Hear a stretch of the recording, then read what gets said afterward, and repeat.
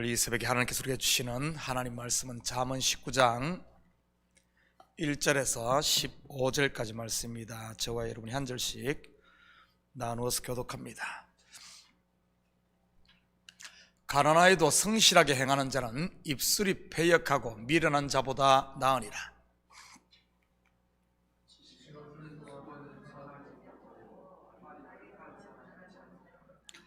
사람이 미련함으로 자기 길을 굽게 하고 마음으로 여호와를 원망하느니라.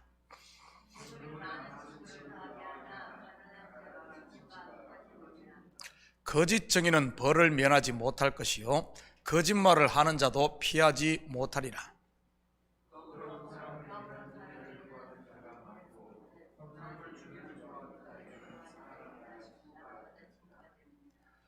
가난한 자는 그의 형제들에게도 미움을 받거든 하물며 친구야 그를 멀리하지 아니하겠느냐.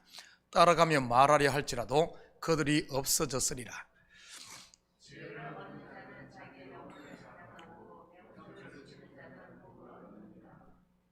거짓 정의는 벌을 면하지 못할 것이요 거짓말을 뱉는 자는 망할 것이니라.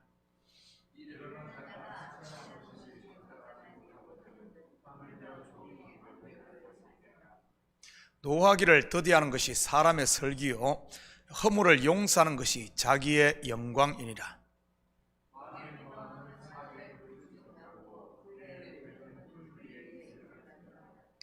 미련한 아들은 그의 아비의 재앙이요 다투는 아내는 이어떨어지는 물방울이니라.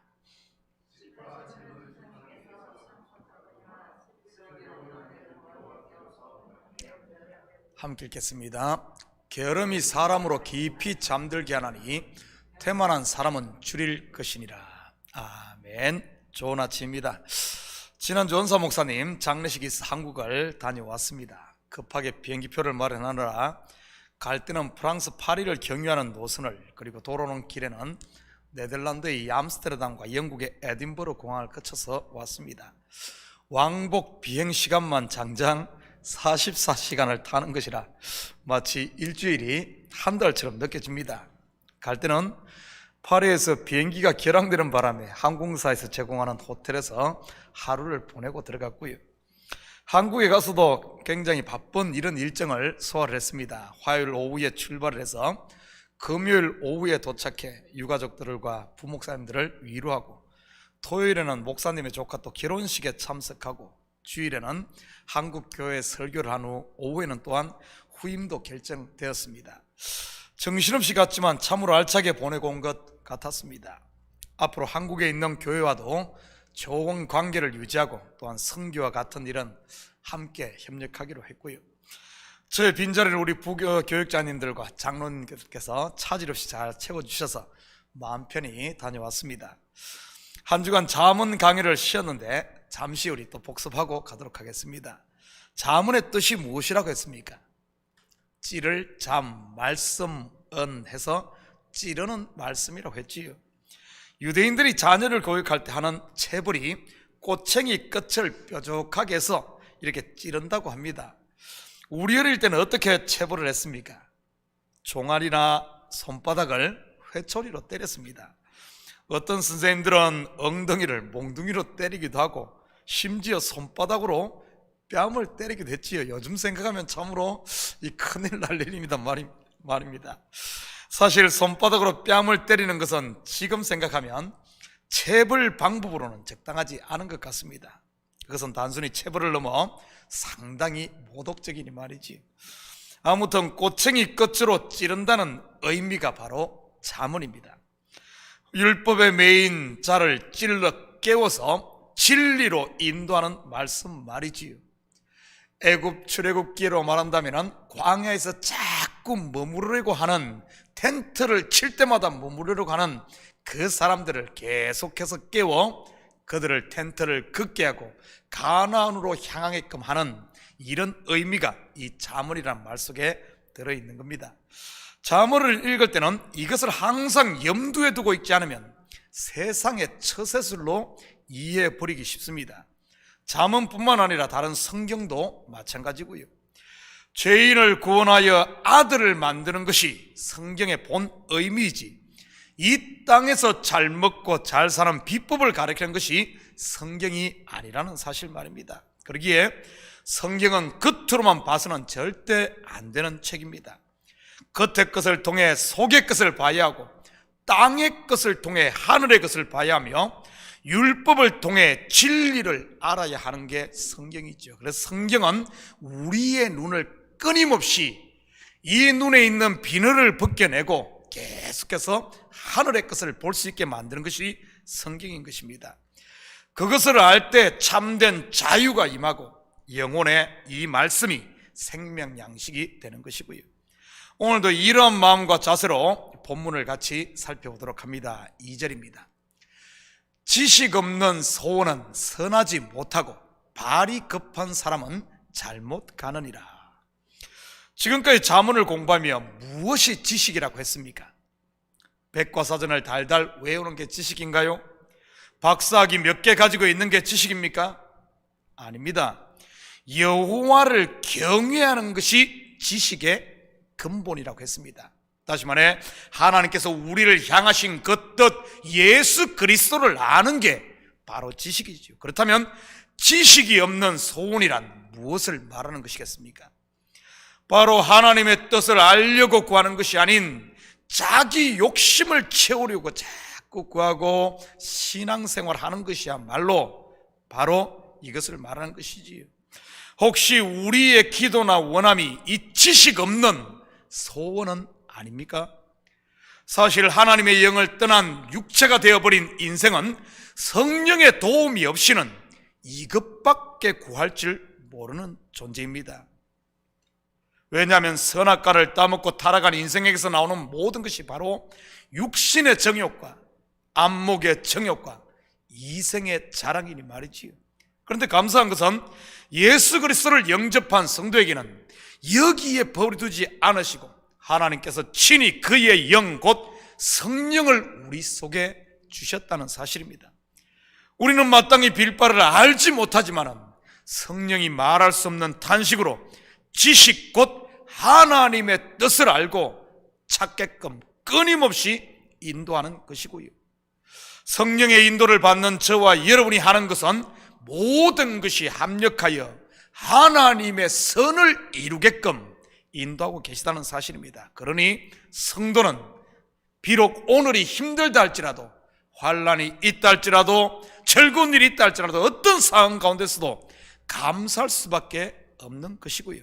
그렇다면 발이 급한 사람은 잘못 간다는 말의 진위는 무엇이겠습니까? 물론 겉으로만 보면 생각보다 행동이 앞서는 사람을 말하는 것입니다.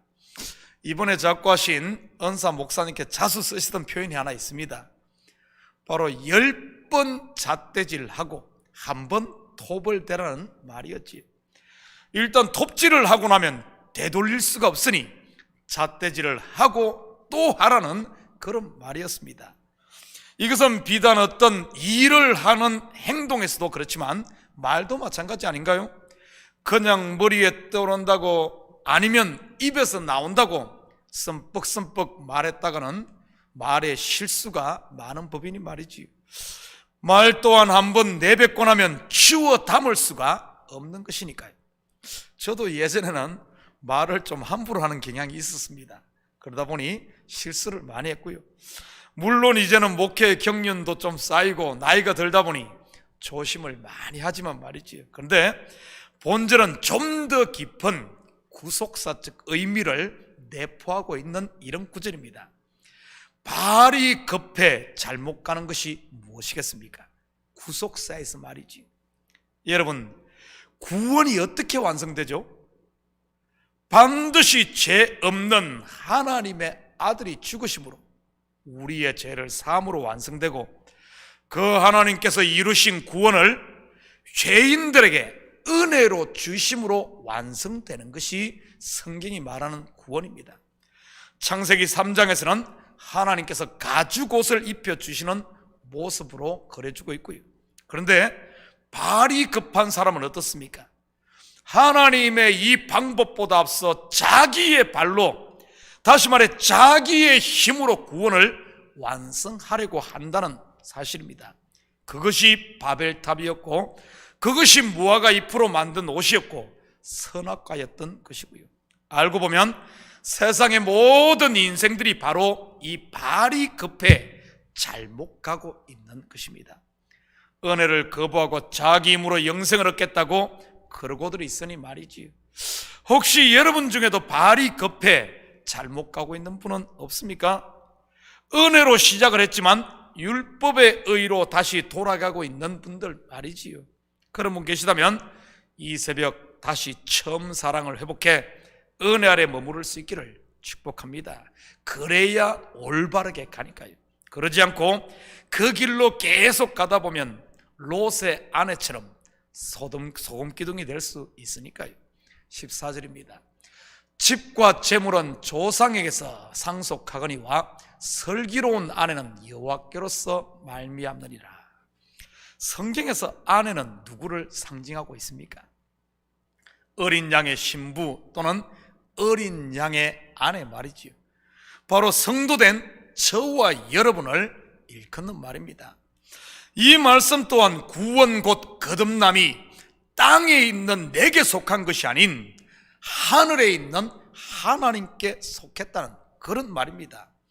그러니 집이나 재물과 슬기로운 아내는 비교 대상이 될 수 없는 것이지요. 어찌 하늘로부터 난 것과 땅으로부터 난 것을 비교할 수 있겠습니까? 땅으로부터 난 것은 육이요 하늘로부터 난 것은 영이니 말이지요. 그러니 성도의 존귀함, 성도의 부유함은 땅의 것을 말하는 것이 아닌 하늘의 것을 말하고 있는 것입니다. 그래서 요한계시록에서는 어린 양의 아내인 성도를 12가지 진주와 황금 보석으로 장식된 하늘에서 내려오는 성으로 묘사했던 것이고요. 천국에 있는 우리 집이 그렇다는 말이 아니라 우리 성도가 그렇다는 그런 말입니다. 성도가 어떤 존재인가를 바로할 때 성도는 거기에 맞는 행동을 할 수 있는 것이고요. 이것을 자기 정체성이라고 하는 것입니다. 예를 들어 자신을 거지라고 생각하는 사람은 어떻게 행동하겠습니까? 당연히 돈 한 푼 먹을 것 하나도 얻기 위해 구걸하는 거지처럼 행동할 게 틀림없습니다. 왜냐하면 그 속에 거지의 정체성을 가지고 있기 때문이지. 깡패의 정체성을 가진 사람이면 어떻게 행동하겠습니까? 당연히 매사에 이 주먹으로 모든 것을 해결하려고 할 것입니다. 왜냐하면 그 속에 깡패의 정체성을 가지고 있기 때문이지요. 그렇지만 왕의 아들의 정체성을 가졌다면 어떨까요? 함부로 행동할 수 있을까요? 아닙니다. 당연히 왕자처럼 행동을 할 것입니다. 내 자신이 하나님께서 자기의 아들의 값을 주고 산 그분의 아들임을 아는 성도라면 어떻게 행동하겠습니까? 당연히 죄와는 구별된 거룩한 삶을 살려고 노력하지 않겠습니까? 물론 지금까지 죄와 더불어 살던 습성으로 인해 하루아침에 바뀌지는 않는다 할지라도 말이지요. 그 사람의 정체성이 그 사람의 방향을 결정하게 되는 것입니다. 구원받은 하나님의 아들들은 하늘 본향을 향해 가게 되고 있는 것이고요. 예수님의 비유 속에 나오는 둘째 아들이 마지막에 향한 곳이 아버지 품이듯 말입니다. 그 속에는 아들의 정체성이 있기 때문에 결국 아버지께로 향하게 된다는 말입니다. 지금 여러분의 발길은 어느 방향으로 걸어가고 있습니까?